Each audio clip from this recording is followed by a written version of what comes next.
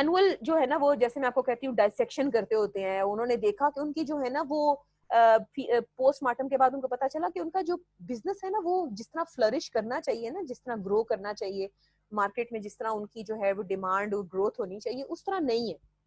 अब उन्होंने इसके लिए जो है ना, जब पोस्टमार्टम एनालिसिस किया, वो सारा किया, तो उन्होंने देखा, उनकी मार्केट रिसर्च से ये बात उनको पता चली कि इस वक्त जो है ना वो सबसे ज्यादा जो बिजनेस है ना वो होम ऑटोमेशन का है।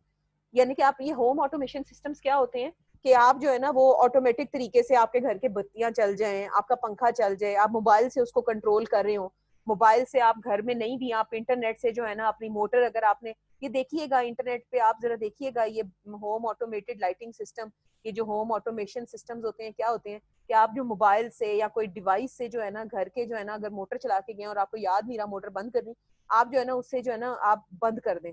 मैम रिमोट कंट्रोल फैन, हाँ बिल्कुल, आप घर से बाहर हैं, अगर मतलब ऑटोमेटिक तरीके से आप मोबाइल से अपने पंखे ट्यूबें जो है ना वो चला लें, बंद कर लें। जैसे फॉर एग्जांपल आप ट्रैवल पे गए हैं, आप 3-4 दिन घर पे नहीं है और आपने पौधों को पानी देना है, तो क्या है, आपके जो पौधों, आपको पता है ऑटोमेटिक स्प्रिंकलर्स होते हैं लगे हुए, तो आप क्या करें, आप वहां से अपने ऑटोमेटेड तरीके से ना अपने स्प्रिंकलर को ना ऑन कर दें, पानी जो है ना पौधों को मिलना शुरू हो जाए। जरूरी नहीं है कोई बंदा जाए और उसको, तो आप इसको जरा सर्च कीजिएगा कि होम ऑटोमेशन सिस्टम्स जो है ना वो क्या होते हैं। तो इनको पता चला कि जी होम ऑटोमेशन सिस्टम्स का जो है ना इस वक्त, लाइटिंग सिस्टम्स का जो है ना वो बहुत ज्यादा इस वक्त मार्केट में जो है ना वो जरूरत है। तो उन्होंने क्या किया, अपना जो है ना अपने सिस्टम को जो है ना, वही बात है कि अपने बिजनेस को इम्प्रूव करने का सोचा।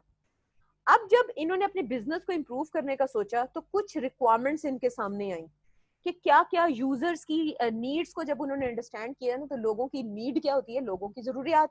आपको पता है हर यूजर की एक अपनी जरूरत होती है। कुछ लोग किसी तरह पसंद करते हैं इस्तेमाल करना, कुछ लोग किसी तरह पसंद करते हैं इस्तेमाल करना। अब जैसे आपको पता है कि पहले वेब एप्लीकेशंस बनती होती थी, उसके बाद क्या हुआ, मोबाइल एप्लीकेशंस आनी शुरू हो गई। पहले जिस सिस्टम की सिर्फ वेब एप्लीकेशन होती थी, अब आजकल उसकी मोबाइल एप्लीकेशन भी एग्जिस्ट करती है। जैसे कुछ अरसे पहले तक पीसीएस की जो थी वो वेब एप्लीकेशन थी, अब उन्होंने क्या कर दिया, मोबाइल एप्लीकेशन भी लॉन्च कर दी है। उसकी क्या वजह है, हर तरह का यूजर जो है वो मुख्तलिफ तरीके से इस्तेमाल करना पसंद करता है चीज को। तो इस तरह हुआ ये कि इन्होंने जब अपनी यूजर की कैटेगरीज का एक अंडरस्टैंडिंग बनानी शुरू की, उन्होंने मार्केट सर्वे शुरू किया, तो कुछ ऐसे यूजर थे, कुछ ऐसे जो थे क्लाइंट्स थे, जो कि कहते थे कि हम जो है ना ये जो कंट्रोलिंग है ना सारे का सारा, यानी कि हमने जो बत्तियां कंट्रोल करनी है, पंखे कंट्रोल करने हैं या लाइटिंग कंट्रोल करनी, कुछ भी कंट्रोल करना है, ये जो है ना ये सॉफ्ट स्विचेस हों। सॉफ्ट स्विच का क्या मतलब होता है, जैसे आपने अपने मोबाइल में देखा होगा कि आपने अगर इंटरनेट ऑन करना है या इंटरनेट ऑफ करना है, तो वो कोई आप क्या कर रहे होते हैं, उसको वो टॉगल कर रहे होते हैं, उंगली से आपने एक तरफ राइट तरफ फेरा तो क्या हुआ, वो स्विच ऑन हो गया, नेट ऑन हो गया। आपने जो है लेफ्ट तरफ मूव किया तो वो क्या हो गया, स्विच बंद हो गया। तो वो हार्ड स्विच नहीं है, आपने कोई बटन जो है ना ऊपर नीचे नहीं किया, वो एक सॉफ्ट स्विच है जिसको आपने टच करके जो है ना वो आपने क्या किया, उसको कंट्रोल किया। तो एक जो यूजर की क्लास थी वो कह रही थी कि इस तरह से सॉफ्ट स्विच हो हमारे फोन के ऊपर या हमारी डिवाइस के ऊपर कि अगर हम उसको ऑन करें तो कोई पंखा ऑन हो जाए, उसको ऑफ करें तो हमारा पंखा जो है वो ऑफ हो जाए। ये सॉफ्ट स्विच होता है। फिर एक होम ऑनर थे जो क्या कह रहे थे, उन्होंने ये रिक्वेस्ट की, जो होम ऑनर का क्या मतलब है, होम ऑनर जो कि घर के मालिक हैं, जो कि आपसे वो जो उस डिवाइस को यूज करना चाह रहा है, वो कह रहे हैं कि नहीं, हमने जो है ना हम नहीं चाह रहे कि हम इसको कंट्रोल करें। कोई एक रिमोट सेंटर हो, कोई फैसिलिटेशन सेंटर हो, जिनको हम फोन करें, सिंपल फोन करें। आपको पता है अक्सर लोग होते हैं ना जो मोबाइल यूज पे इतने कंफर्टेबल नहीं होते, जैसे आपके कह लो कि जैसे नानी दादी कोई होते हैं लोग, वो कहते हैं स्मार्टफोन हमने नहीं यूज करना, हम जिस सिस्टम के ऊपर कंफर्टेबल है ना हमारे, वही टिक टिक वाले बटन वाला, हमने वही काम करना है। तो ये वो वाली कैटेगरी थी जो कहते हैं नहीं, हमने वो टिक टिक वाली कैटेगरी भी नहीं, हम कहते हैं बस हम किसी को फोन करें और वो जो है ना इसको हमारे जो है ना कंट्रोल कर दे। ये एक और रिक्वायरमेंट आई सामने। फिर कुछ ऐसे सेट ऑफ लोग थे जो कहते थे कि नहीं, हम जो है ना हमारे घर के पीसीस के ऊपर जो है ना, हमारे घर के पीसी के ऊपर यानी कि कंप्यूटर के ऊपर जो है ना एप्लीकेशन हो, और हम वहां पीसी से जो है ना अपनी इंफॉर्मेशन को जो है ना सारा जो है ना कंट्रोल कर रहे हो। कुछ ऐसे सामने आए जो कह रहे थे कि नहीं, हमारे पास जो है ना वो एक डिवाइस हो, एक रिमोट कंट्रोल की तरह की, जिसके ऊपर बटन्स लगे हो, जिससे जो है ना हम पीसी को यूज किए बगैर, कंप्यूटर को यूज किए बगैर जो है ना हम अपना पूरा सिस्टम जो है ना ऑटोमेट कर सकें। और कुछ लोगों ने जो है ना इसका ये भी कहा कि इमरजेंसी कंट्रोल सिस्टम भी एक होना चाहिए, कि अगर लेट सपोज कोई इमरजेंसी सिचुएशन हो जाती है तो हम उनके साथ जो है ना कांटेक्ट करें और वो जो है ना हमारी जो है ना हमें फैसिलिटेट करें। इस तरह मुख्तलिफ लोगों ने ना मुख्तलिफ अपनी नीड जो है ना वो हाईलाइट की थी इस इंफॉर्मेशन सिस्टम से रिलेटेड, मुख्तलिफ लोगों ने ये उन्हें नोट डाउन कर ली। अब देखें, सबसे पहले मैंने आपको क्या बताया था कि जो आपके स्टेक होल्डर्स होते हैं वो एक बिग कैटेगरी होती है, ठीक है। तो एक बात याद रखनी है, ये मैं बड़े आराम आराम से ये बात कर रही हूँ कि जो प्रॉब्लम होती है ना, प्रॉब्लम, ये जिसका अभी हमने टेम्पलेट पढ़ा है, हर स्टेक होल्डर की एक अपनी प्रॉब्लम होती है। एक सिस्टम से रिलेटेड हर स्टेक होल्डर की एक अपनी प्रॉब्लम होगी। जैसे फॉर एग्जांपल एक सिस्टम है आपका automated registration system, automatic registration system, या सैप की अगर आप एक बात करें तो सैप को लेके या ऑटोमेटेड एक रजिस्ट्रेशन सिस्टम को लेके हर एक स्टेक होल्डर की एक अपनी प्रॉब्लम है, अपनी कह लें नीड्स हैं, अपने टारगेट्स हैं जो वो उससे सॉल्व करना चाह रहा है। तो आपने जितने भी स्टेक होल्डर्स होते हैं ना, उन सब की प्रॉब्लम आप अलग अलग जो है ना एड्रेस करते हैं। आपकी एक अपनी प्रॉब्लम है, मेरी प्रॉब्लम एक अपनी प्रॉब्लम है एक सिस्टम को लेके, आपकी प्रॉब्लम मेरी प्रॉब्लम नहीं है और मेरी प्रॉब्लम आपकी प्रॉब्लम नहीं है। जैसे फॉर एग्जांपल आप देखें ना, आप रजिस्ट्रेशन के प्रोसेस को लें, रजिस्ट्रेशन के प्रोसेस को मेरा एक अपना प्रॉब्लम है कि मैं उससे कुछ और जो है ना प्रॉब्लम सॉल्व करवाना चाह रही हूँ, आपकी अपनी प्रॉब्लम है, आप उससे रिलेटेड कोई और बेनिफिट जो है ना वो सॉल्व करवाना चाह रहे हैं। तो जितना जो आपका जो है ना जितने भी आपके स्टेक होल्डर्स होते हैं ना, उन सब की जो है ना आप प्रॉब्लम जो है ना वो अलग डिफाइन करते हैं। Once again I am repeating कि जो आपकी कंपनी होती है ना, जिसके लिए आप कह लें कि सिस्टम बना रहे होते हैं, वो भी जो कह लें कि जो कंपनी है वो भी एक स्टेक होल्डर होती है। ओवरऑल एक ग्रुप, आपने ये भी पढ़ा होगा, ये डेफिनेशंस ये लिखी हुई है इंटरनेट के ऊपर, आपको मैंने पढ़ने को कहा, तो ये सॉफ्टवेयर इंजीनियरिंग का कॉन्सेप्ट है कि ग्रुप ऑफ लोग भी जो है ना वो क्या होते हैं, स्टेक होल्डर्स होते हैं। तो जो कंपनी जिसके लिए आप एक चीज बनाना चाह रहे हैं वो भी आपकी एक स्टेक होल्डर है। अब मैंने आपको फिर वही बताया कि जितने भी आपके स्टेक होल्डर्स होते हैं उनसे रिलेटेड आप अपनी प्रॉब्लम स्टेटमेंट अलग अलग डिफाइन करते हैं। जितने स्टेक होल्डर्स उतनी प्रॉब्लम डेफिनेशंस।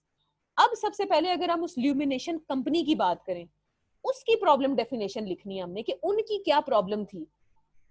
तो हमने, आपको फॉर्मेट याद है कि फॉर्मेट में क्या था, हमने क्या लिखना है, प्रॉब्लम है क्या, नंबर 2 वो इफेक्ट किसको कर रही है, नंबर 3 उसका रिजल्ट क्या मुरतब हो रहा है, और नंबर 4 उसके अगर कोई सोल्यूशन आप बिल्ड करते हैं तो उसके सोल्यूशन के क्या बेनिफिट्स होंगे, क्या फायदे होंगे।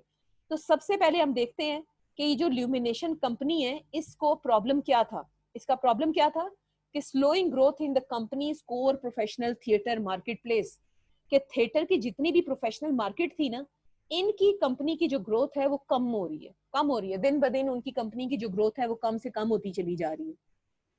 अब ये इफेक्ट किसको कर रहा है मसला, ये उस कंपनी को इफेक्ट कर रहा है, उसके एम्प्लॉयज को इफेक्ट कर रहा है, उसके शेयर होल्डर्स को इफेक्ट कर रहा है।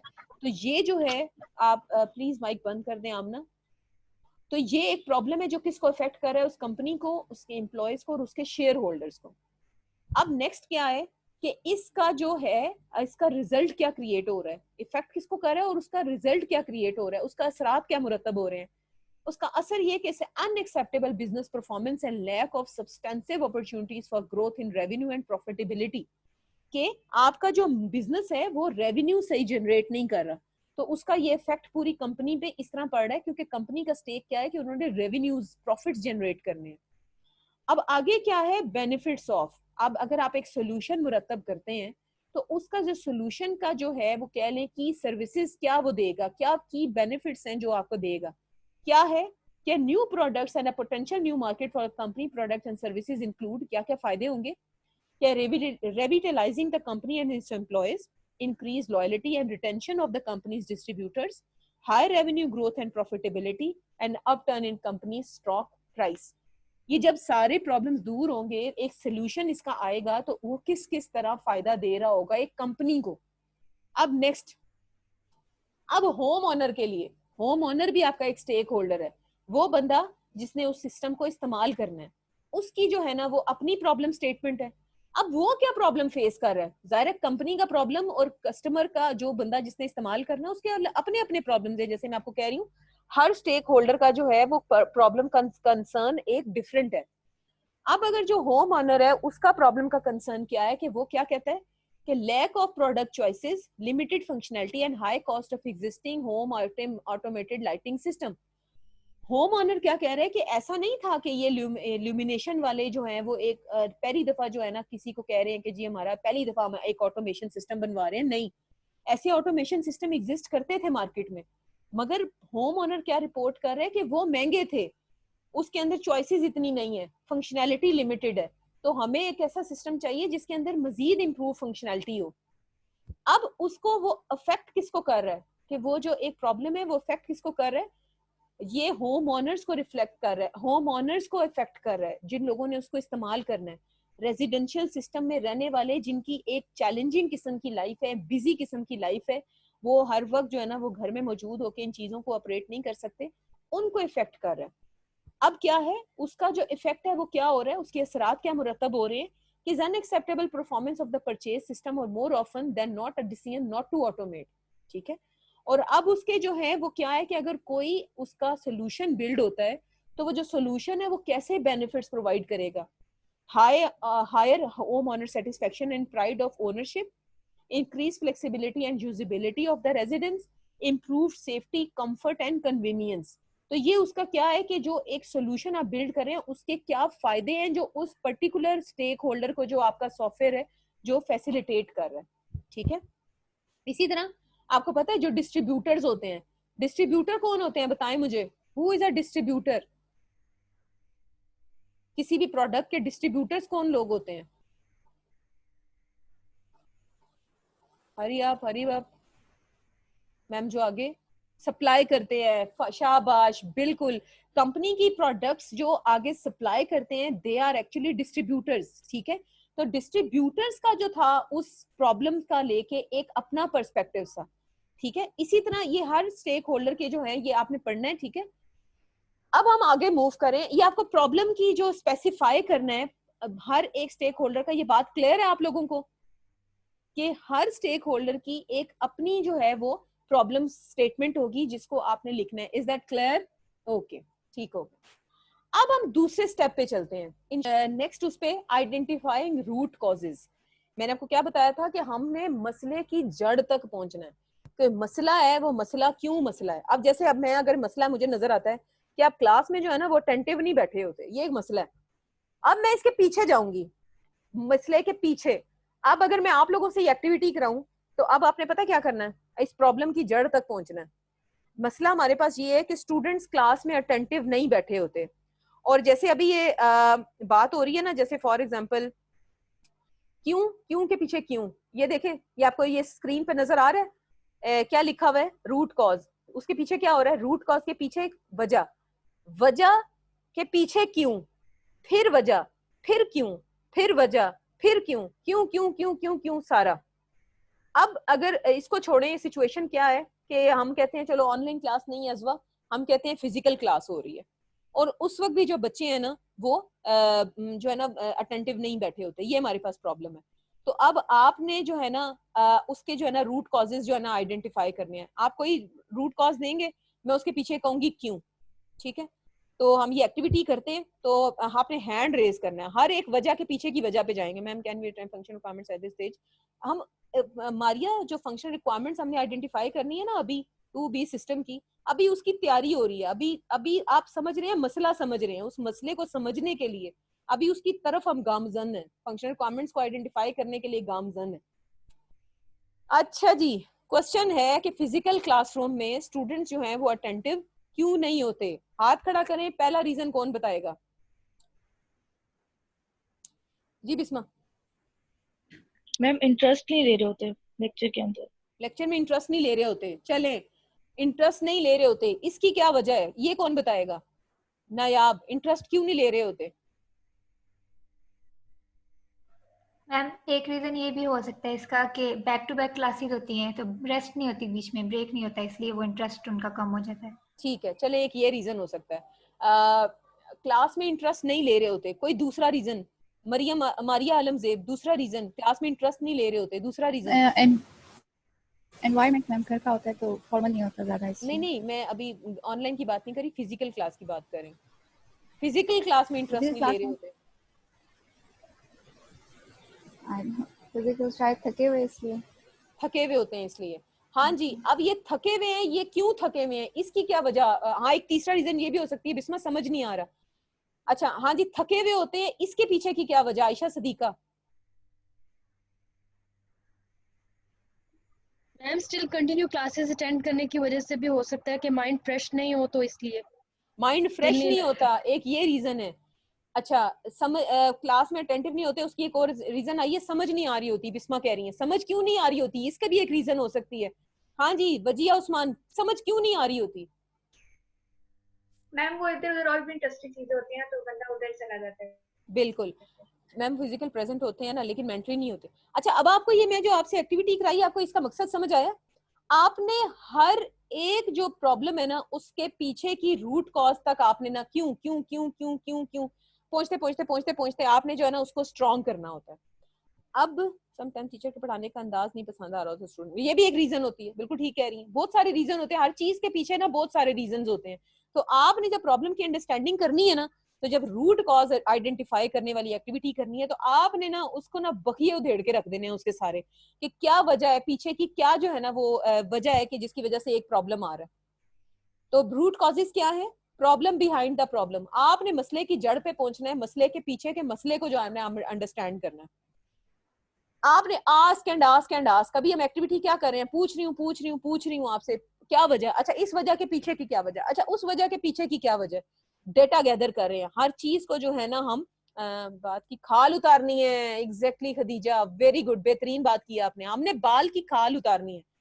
तो हर एक पीछे की वजह, और ये जो है ना, इस काम को करने के लिए आपके पास एक डायग्राम है, रूट कॉजेज आइडेंटिफाई करने के लिए सॉफ्टवेयर इंजीनियरिंग में एक डायग्राम है जिसका नाम है फिश बोन डायग्राम। इसके और भी बहुत सारे नाम हैं, इसको इशिकावा डायग्राम भी कहते हैं, कॉज एंड इफेक्ट डायग्राम भी कहते हैं, इसके मुख्तलिफ जो है ना वो नाम है। मरियम, क्वेश्चन है कोई? Yes ma'am. मैम आपने कहा है कि हमें वो एक्टिविटी करनी है, तो ये हम लोग कोई प्रॉब्लम लेकर एक्टिविटी करके आए, नेक्स्ट क्लास में आप हमसे पूछेंगे?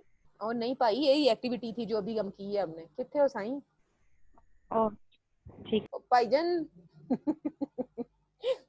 और किसी बच्ची, हिरा ने क्वेश्चन मेरा ख्याल है हाथ खड़ा किया हुआ था। हिरा क्या कह रही है? अर्ली मॉर्निंग क्लास में लेने आते हैं इसलिए। अच्छा, ये भी एक रीजन हो सकती है, बिल्कुल ठीक है। एक्टिविटियां बड़ी आनी है मरियम, आप लोग इतनी एक्टिविटियां होनी है ना आपकी कि आप लोगों ने एक्टिव हो जाना है। एक्टिविटियां, वाह वाह, मेरी उर्दू चेक करो, एक्टिविटियां एक्टिविटीज होनी है मतलब आपकी। अच्छा, अब ये जो डायग्राम है ना, ये आपको इसमें हेल्प करती है, ये जो प्रॉब्लम बिहाइंड द प्रॉब्लम है ना, इस तक पहुंचने में। अच्छा जी, अब ये बैठ के क्या कर रहे होते हैं वहां पे? ब्रेनस्टॉर्मिंग कर रहे होते हैं किसी काम को करने के लिए। Group creativity, group activity, brainstorming is a group activity. तो अभी ये देखिए, हादिया क्या कह रही है, brainstorming is a group activity. Very good, शाबाश। आई होप हादिया ने नेट से छापा नहीं मारा। Idea gathering, randomly raw ideas collection, बिल्कुल ठीक है, जबरदस्त जबरदस्त, शाबाश। अब ये जो अभी हमने एक्टिविटी की थी, ये जो मैं अभी क्यों, अच्छा क्यों, अच्छा क्यों, अच्छा क्यों, ये जो पीछे हम कर रहे थे कि बच्चे क्लास में जो है ना वो come with ideas and solution, बिल्कुल ठीक है। Gather full useful ideas, perfect यार, आप लोग तो बड़े चीते लोग हैं। रैंडमली रॉ आइडियाज कलेक्ट करना जबरदस्त हो गया यार। इस सेमेस्टर को पढ़ा के मुझे बड़ी दिली तमानत महसूस हो रही है कि आप लोग सही पढ़ रहे हैं। ओके, इनोवेटिव टेक्निक्स जी। अच्छा, तो अब ये जो बात हो रही थी अभी हम जो कर रहे थे कि क्यों क्यों क्यों क्यों क्यों क्यों, पीछे पीछे पीछे पीछे पीछे पीछे आप जा रहे हैं। ये जो है ये ब्रेनस्टॉर्मिंग एक्टिविटी है। क्यों? कि हम एक ग्रुप में है ना, हम सारे एक ग्रुप बैठा हुआ है ना इस वक्त, और हम जो है ना वो ग्रुप की फॉर्म में मुख्तलिफ मसलों के पीछे के मसलों को हम अंडरस्टैंड करने के लिए एक ब्रेनस्टॉर्मिंग कर रहे हैं। तो ये जो है ना, ये जो फिश बोन डायग्राम है, ये रूट कॉजेज आइडेंटिफाई करने के लिए जो हम यूज करते हैं, ये ब्रेनस्टॉर्मिंग को जो है ना वो फैसिलिटेट करता है, ब्रेनस्टॉर्मिंग एक्टिविटी को फैसिलिटेट करता है। और आपको ये बात पता है कि जब ब्रेनस्टॉर्मिंग हो रही होती है तो हर बंदा एक अपनी बात कर रहा होता है, तो फिर हमें एक कंसेंसस बिल्ड करना पड़ता है सबकी बाहमी रजामंदी के बाद। अच्छा हाँ ठीक है चलो जी, अब ये बात पे जो है ना हम फाइनल पहुंच गए, इसको यूं कर लो। तो उसका कोई आइडियल कोई सोल्यूशन नहीं होता, मगर आपने किसी एक पॉइंट पे जो है ना सबने एक जो है ना कॉमन कंसेंसस जरूर डेवलप करना होता है।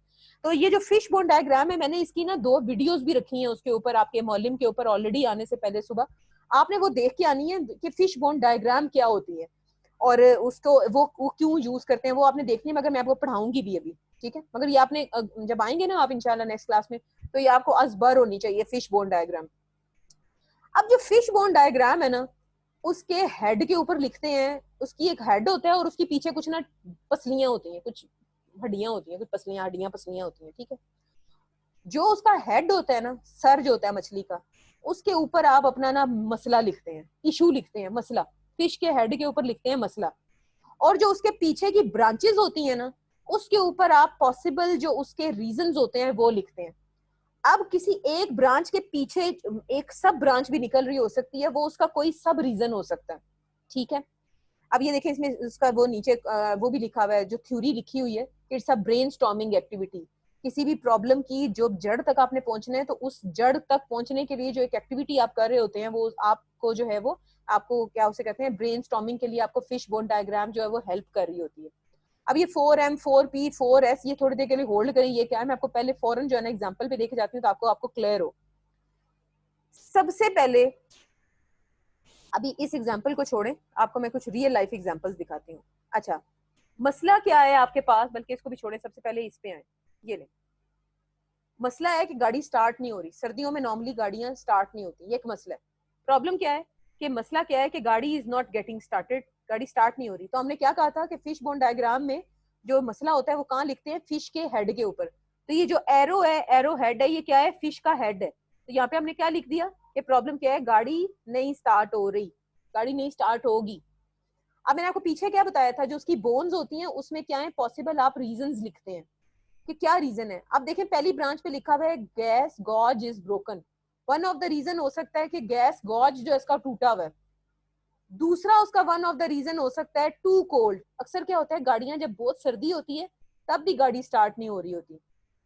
One of the more reason हो सकते हैं कि जी हाँ क्या है, स्टार्टर ब्रोकन है, बैटरी डेड है, इंजन ओवर हीट हो चुका है, बैटरी केबल जो है ना कोरोडेड है, ये भी रीजन हो सकते हैं।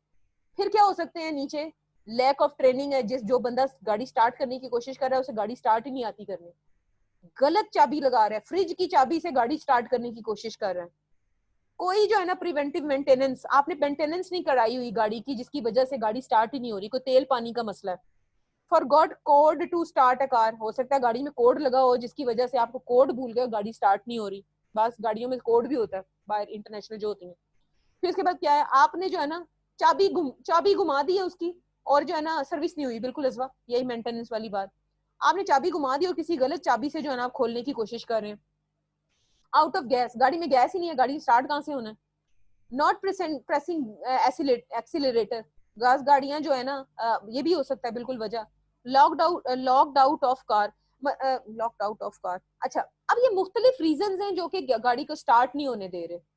अब अगर फॉर एग्जाम्पल अब मैं ये काम करूं कि ये जो है स्टार्टर ब्रोकन, इसके पीछे भी एक जो है ना ब्रांच लगा दूं, तो वो किसका रीजन होगा, स्टार्टर ब्रोकन का, ठीक है। इसी तरह बैटरी डेड के पीछे भी एक रीजन लगा दूं, एक ब्रांच लगा दूं, तो वो किसका रीजन होगा कि बैटरी डेड क्यों है। इसी तरह इंजन ओवर हीट हो रहा है, तो उसके पीछे एक ब्रांच लगा दूं, तो क्या क्या मतलब है कि इंजन ओवर हीट क्यों हो रहा है, वो इसका रीजन है। ये आपको अभी तक ये बात समझ आई है सबको कि ये डायग्राम किस तरह क्या बता रही है आपको कि मसले के पीछे के मसले, और ये जैसे अभी आप बात कर रहे हैं कस्बा रीजन बता रही हैं, और भी आपके दिमाग में भी रीजन आ रहे होंगे काफी सारे। ये ब्रेनस्टॉर्मिंग है, इसमें बेशक जितना मर्जी आप ऐड कर लें, ठीक है। अब थोड़ी देर के लिए होल्ड करें, मैं कुछ और एग्जांपल्स आपको दिखाती हूँ। अच्छा, पहले एक और चीज, अब आपको यहाँ तक अगर बात समझ आ गई है, तो पीछे आपने देखा था 4M 4Ps और 4S, कुछ इस तरह की चीजें थी।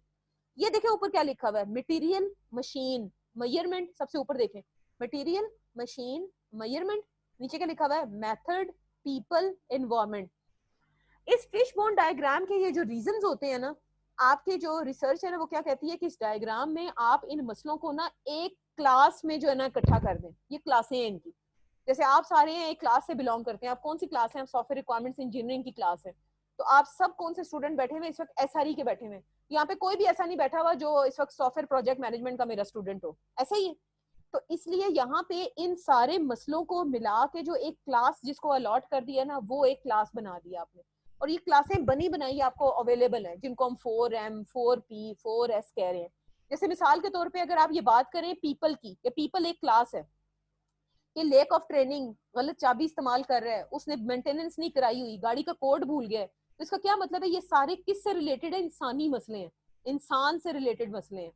इसी तरह आपका जो है कह ले मशीन का क्या मसला है कि ब्रोकन स्टार्टर टूटा हुआ है, बैटरी डेड है, इंजन ओवर हीट हो गया है, बैटरी केबल्स जो है ना वो इन्फेक्टेड है।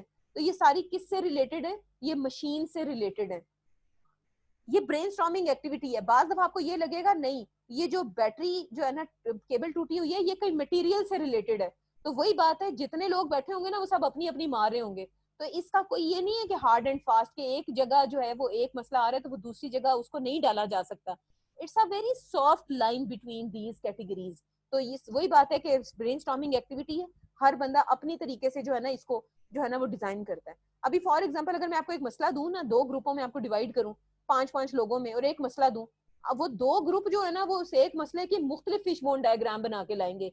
ये बात क्लियर हुई है आपको कि क्योंकि ब्रेनस्टॉर्मिंग एक्टिविटी है ना, हर बंदा जो है वो एक मुख्तलिफ तरीके से प्रॉब्लम को जो है ना वो अंडरस्टैंड करता है, मगर अल्टीमेट मकसद क्या है हमारा कि हम उसकी जड़ तक जो है ना वो पहुंचना चाह रहे हैं।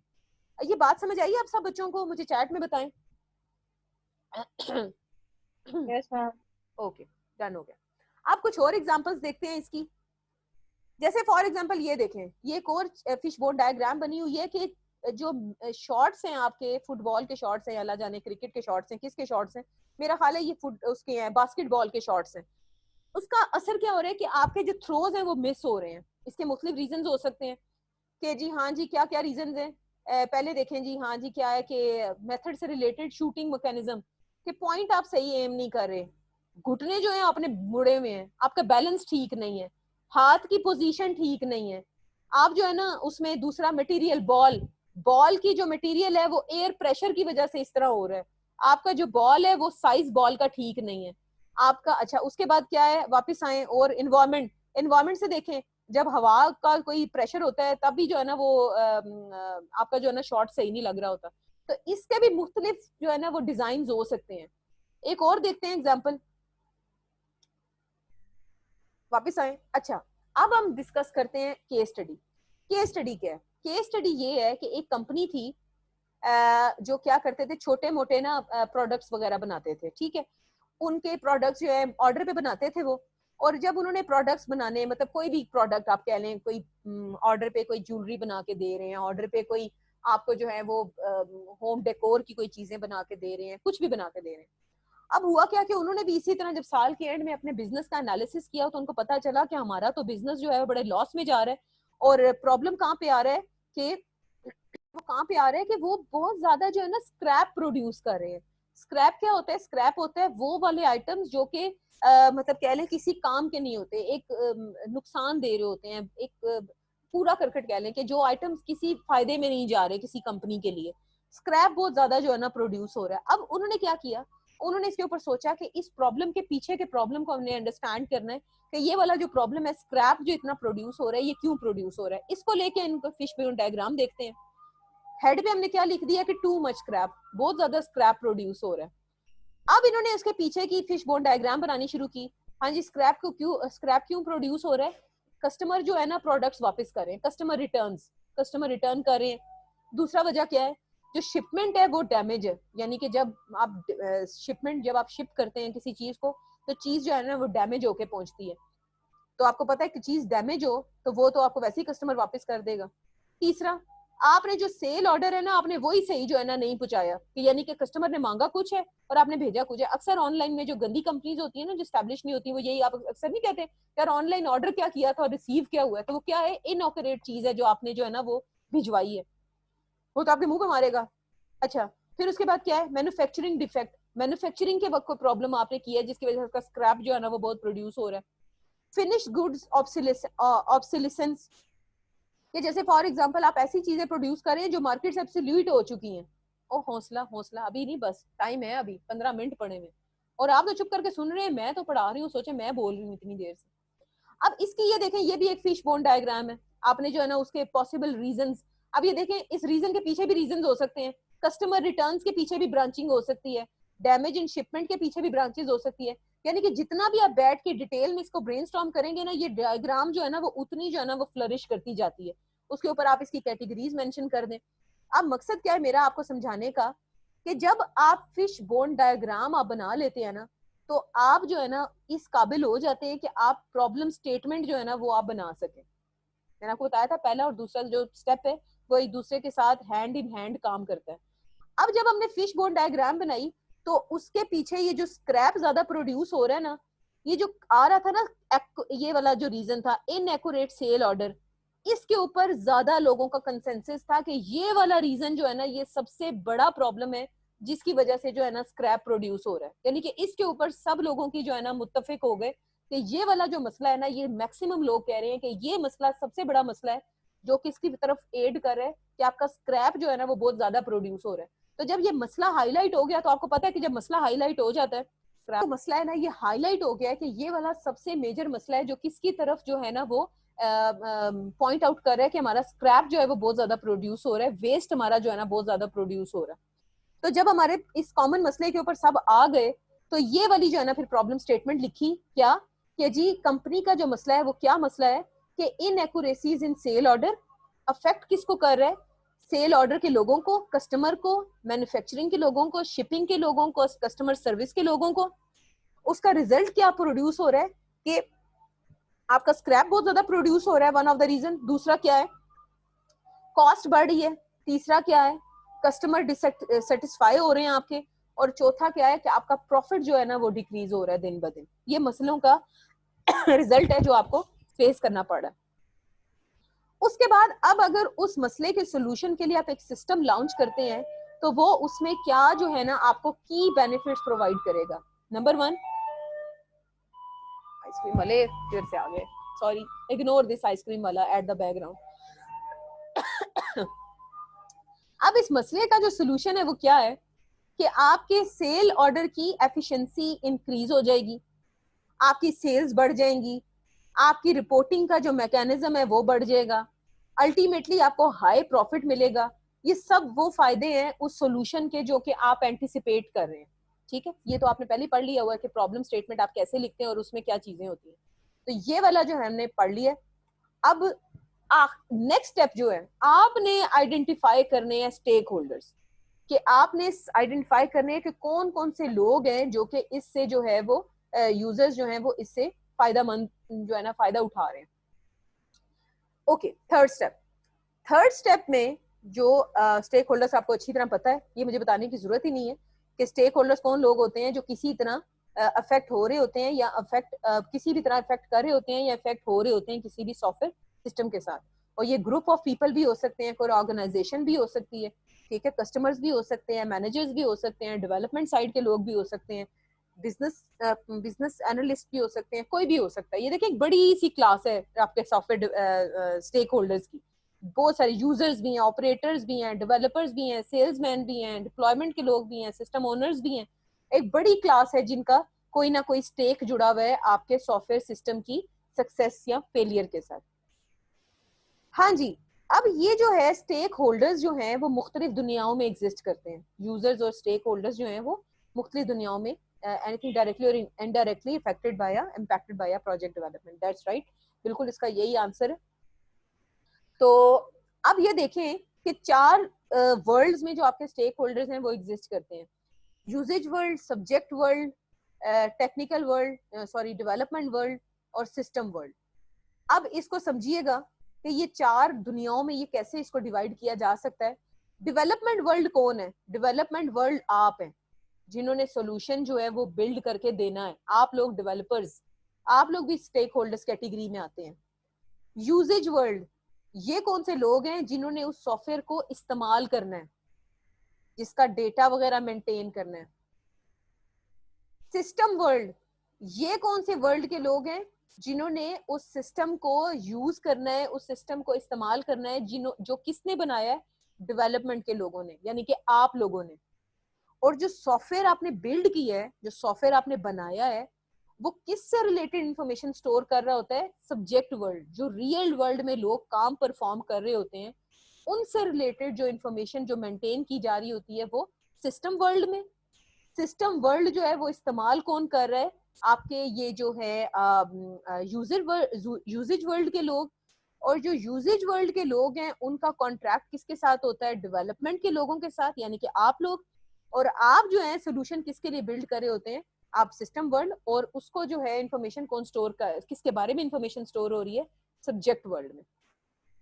ठीक है, ओके। अब ये जो दुनियाएं हैं काफी सारी, आपको ये कुछ क्वेश्चंस हैं जो आपको हेल्प करते हैं अगर आपने स्टेक होल्डर्स को आइडेंटिफाई करना है कि कौन से लोग स्टेक होल्डर्स होंगे। जैसे फॉर एग्जांपल, सिस्टम को इनिशिएट कौन करेगा, सिस्टम का स्पॉन्सर कौन है, सिस्टम को इस्तेमाल कौन करेगा, सिस्टम की जो आउटपुट है वो कौन रिसीव करेगा, who are intended developers and operators of the system, who will be impacted and affected by the system, who will win or lose by using the system। ये उस तरह के क्वेश्चंस हैं जो आप पूछते हैं जिससे आपको पता चलता है कि आपके पॉसिबल स्टेक होल्डर्स जो हैं वो सिस्टम के कौन कौन लोग हो सकते हैं। ये क्वेश्चंस आपको एड करते हैं, ठीक है। अभी ये जो हम एग्जांपल देख रहे थे उसमें जो है आपके stakeholders, identified stakeholders आपके कौन कौन है। जैसे फॉर एग्जांपल आपके कौन है, यूजर टाइप के स्टेक होल्डर्स, यानी कि जिन्होंने उसको इस्तेमाल करना है। पता है ना, stakeholders a big category, कुछ यूजर्स होते हैं, कुछ नॉन यूजर्स होते हैं। यूजर्स कौन लोग होते हैं, जो कि उस सिस्टम को इस्तेमाल कर रहे होते हैं, डायरेक्टली उसको इस्तेमाल करेंगे सिस्टम को। जैसे सेल ऑर्डर एंट्री क्लर्क। जी सुनैरा। मैम मिस्टेक से हो गया था। क्या हुआ? अच्छा, मिस्टेक से हो मैम गया। मिस्टेक से हो गया। अच्छा, मैंने कहा शायद कोई क्वेश्चन। तो स्टेक होल्डर के अगर अंदर यूजर्स हैं, जो यूजेज वर्ल्ड के लोग हैं, जिन्होंने उस सिस्टम को इस्तेमाल करना है, वो कौन कौन थे? सेल ऑर्डर एंट्री के क्लर्क थे, सुपरवाइजर था, प्रोडक्शन कंट्रोल के लोग थे, बिलिंग क्लर्क था, जिन्होंने उस सॉफ्टवेयर को इस्तेमाल करना था। दूसरे स्टेक होल्डर जो नॉन यूजर्स थे, यानी कि जो यूज नहीं कर रहे थे मगर सब्जेक्ट वर्ल्ड के लोग थे, जिनके ऊपर उस सिस्टम का कोई इम्पैक्ट पड़ना था। जैसे MIS के डायरेक्टर्स, यानी कि आप लोग कौन है, आप भी नॉन यूजर्स हैं, यानी कि आपने अपने किसी फायदे के लिए उसको इस्तेमाल नहीं करना, आपने डेवलप करके देना है। चीफ फाइनेंशियल ऑफिसर है, प्रोडक्शन मैनेजर है, ठीक है। तो ये डिफरेंट जो है वो आपकी यूजर की कैटेगरीज हैं, जो कि कुछ यूजर्स हैं और कुछ डेवलपर्स हैं।